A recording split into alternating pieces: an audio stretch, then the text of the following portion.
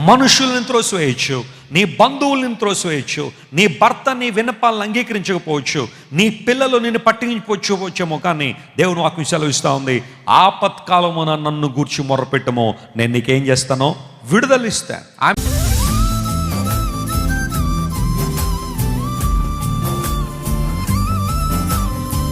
దేవుడు మనల్ని విడిపించువాడు. God is our deliverer. ఆయన విడిపించడానికి ఈ లోకానికి వచ్చాడు. విమోచన ఇవ్వడానికే యేసు ప్రభువారు ఈ లోకానికి వచ్చారు. నీవు నన్ను గురించి మొర్రపెట్టం, call upon my name in the time of trouble, in the time of need. సమస్య వచ్చినప్పుడు, ఇబ్బంది వచ్చినప్పుడు, ప్రతికూల పరిస్థితి మన జీవితంలోకి వచ్చినప్పుడు, పరిష్కారం దొరకని సమస్యలలో మనం ప్రయాణం చేస్తున్నప్పుడు, మనుషులెవ్వరూ మన బాధను, మన కష్టాన్ని, మన ఇబ్బందిని అర్థం చేసుకొని స్థితిలో మనం ఉన్నప్పుడు, దేవుని యొక్క సన్నిధి, ఆయన యొక్క ప్రభావాన్ని మనం ఆశ్రయించినప్పుడు, దేవుని సహాయాన్ని మనం కోరుకున్నప్పుడు, దేవుడు మనల్ని విడిపిస్తాడు అని బైబిల్లో చాలా స్పష్టంగా మనం చూస్తున్నాం. ఆయన ఆశ్చర్యకరుడు, అద్భుతాలు చేయవాడు.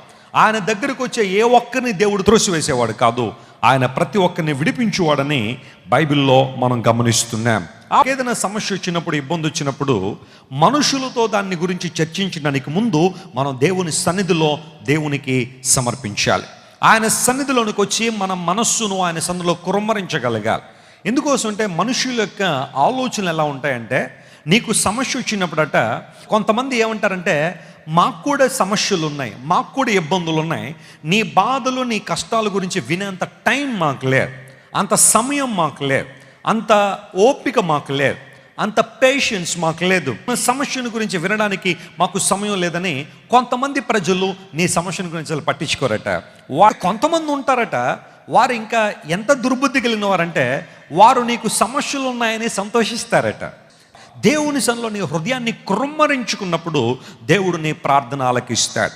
రోజు ఉదయం లేచిన తర్వాత రాత్రి పడుకునేదాకా we face so many challenges.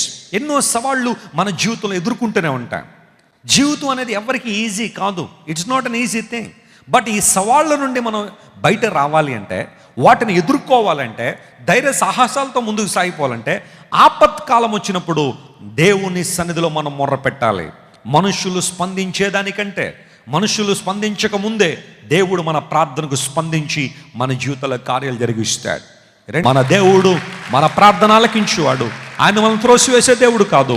మనుషుల్ని త్రోసివేయచ్చు, నీ బంధువుల్ని త్రోసివేయచ్చు, నీ భర్త నీ విన్నపాలను అంగీకరించకపోవచ్చు, నీ పిల్లలు నిన్ను పట్టించుకోవచ్చేమో, కానీ దేవుని వాక్యం సెలవిస్తూ ఉంది, ఆపత్కాలమున నన్ను గూర్చి మొర్రపెట్టమో, నేను నీకేం చేస్తానో విడుదలిస్తాను. నీకున్న సమస్య నుండి, ఇబ్బంది నుండి, సమస్యల, ఇబ్బందుల, పాపముల నుండి విడుదల చేసి నీకు శ్రేష్టమైన జీవితాన్ని ఇస్తానో, I will place you in a position where you can glorify me. ఎప్పుడైతే నేను నిన్ను విడిపిస్తానో, నీవు నన్ను మహిమపరిచేలా నేను నిన్ను సిద్ధపరుస్తానని దేవుడు మాట్లాడుతున్నాడు. ఎవరైతే మధ్యాహ్న కాల సమయంలో సమస్యల గుండా వెళుతున్నారో, సవాళ్ళు గుండా వెళుతున్నారో, అగ్ని వంటి మహాశోధన, అగ్ని వంటి మహాశ్రమలో మీరున్నారో, దేవుని సేవకునిగా చెబుతున్నానో, దేవుని వైపు చూడండి. Look an to God who is the creator of this earth.